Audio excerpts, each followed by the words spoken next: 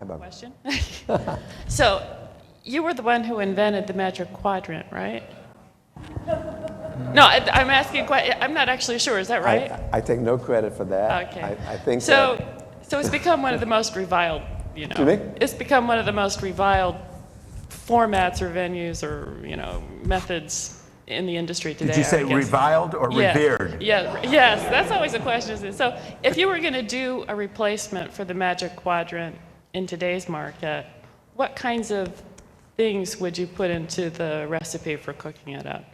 well, I would do a spider instead of a Magic Quadrant. You know what a spider is? No. We can talk about it later. It's just a different graphic approach, which has multiple dimensions.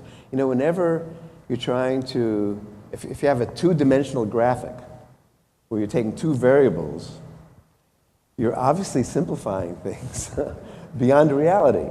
I mean, how can you measure companies by two variables, even when each variable might be might be made up of several others?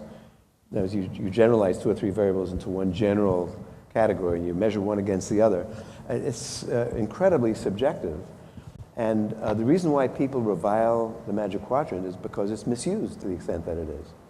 As a guideline for a bunch of amateurs, it's one thing. When all your clients live or die on the basis of where the Gartner group puts you in the upper right-hand corner of the or wherever, that's really bad news. And when there's a potential tainting of the objectivity of research because you have very large contracts with your vendors, with your customers, people will always come and complain. When we formed the Magic Quadrant, and I was obviously behind it, I didn't know that it would go the way it went. It was like when I created probabilities. These are all things that you try out to add to the value of content. And there's so little of that going on in the business. And that's why the Magic Quadrant was born. But today it's overused, misused, and abused terribly.